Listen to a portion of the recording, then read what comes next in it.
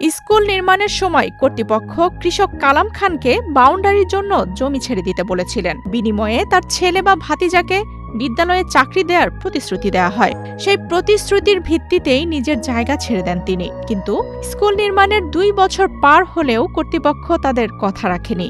আর সেই রাগ আর ক্ষোভ থেকেই স্কুলের খেলার মাঠের ভেতরেই পাটের চাষ করেছেন তিনি।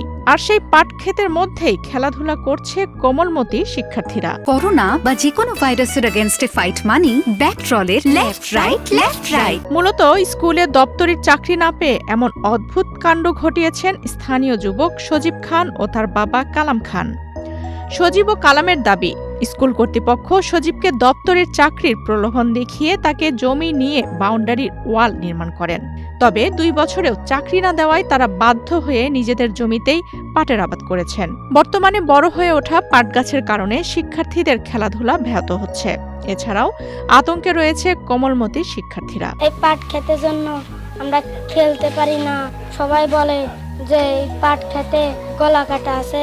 আমাদের এই পাট ক্ষেতের জন্য আমাদের অনেক ভয় করে। আমরা এখানে খেলতে পারি না, আমাদের বল চলে যায়, আমরা আনতে পারি না, এখানে পোকামাকড় থাকে। বিদ্যালয় সূত্রে জানা যায়, বিদ্যালয়ের বাউন্ডারি নির্মাণের সময় সীমানা সোজা করতে অতিরিক্ত জমির প্রয়োজন হয়। পাশের দাগের ১৩% জমি ছিল স্থানীয় কালাম খান নামে এক কৃষকের।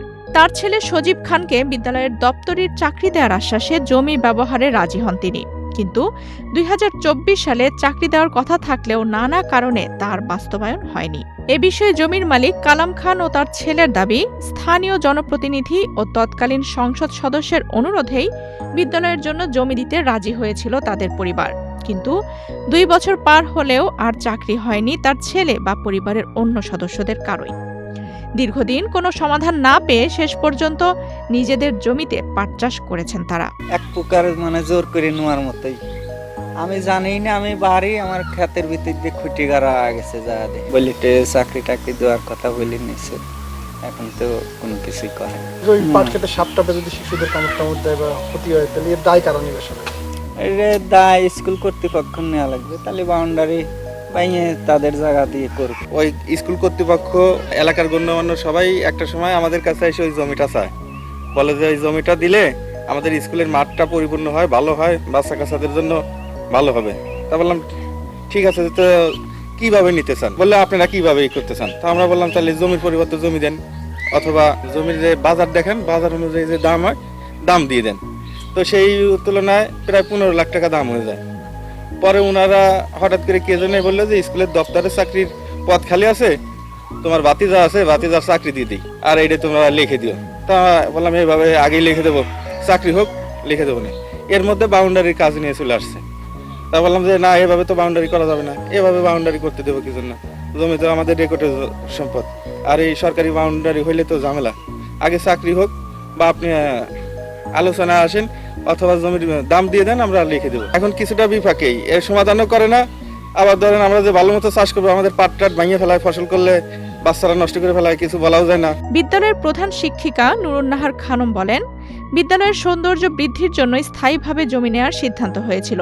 তবে জমির মালিক শেষ পর্যন্ত জমি লিখে দেননি। দপ্তরি পদে নিয়োগ সম্ভব না হয় এখন তিনি নিজের মাঠের একাংশে পাট রোপণ করেছেন।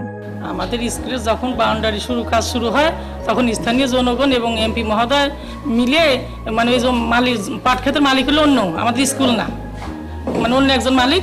কিন্তু আমাদের এই যে বাউন্ডারি সোজা করার কারণে স্কুলের সৌন্দর্য বৃদ্ধির জন্য ওই বাউন্ডারির ভিতরে ঢুকাই দেয় এমপি মহোদয়, মানে সাবেক এমপি মহোদয়।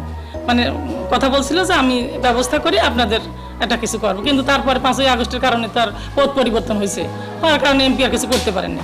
এখন ওনারা অনেক, মানে প্রথম থেকেই ওনাদের জমি ওনারাই চাষ করে আবাদ করে। অন্যদিকে উপজেলা প্রাথমিক শিক্ষা কর্মকর্তা জানান, পাটক্ষেত বিদ্যালয়ের বাউন্ডারির মধ্যে হলেও ভবন থেকে বেশ কিছু দূরে, শিক্ষার্থীরা সেখানে যায় না।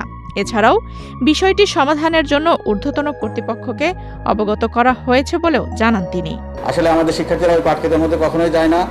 এটা ভবন থেকে বেশ কিছুটা দূরে, যদিও সীমানার মধ্যে, কিন্তু ভবন থেকে বেশ কিছু দূরে। আমরা চাচ্ছি যে আমাদের যে সমস্যাটা আছে, সেই সমস্যাটা প্রশাসন হোক, রাজনৈতিক নেতৃবৃন্দ হোক, সবার সাথে যোগাযোগ করে যত দ্রুত সম্ভব হয় এই সমস্যাটা আমরা সমাধান করার চেষ্টা করছি। এবং এই যে বিষয়টা, এই বিষয়টা আমাদের ঊর্ধ্বতন কর্তৃপক্ষকে অবহিত করেছি। ইতিমধ্যে আমাদের প্রশাসন ইউনো স্যারের সাথেও কথা বলেছি।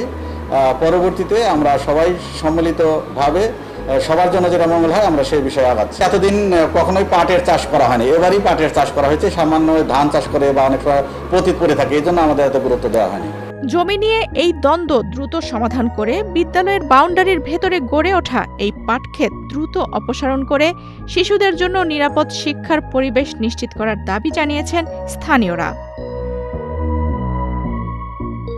আফসানা রিপা, বাংলাদেশ প্রতিদিন।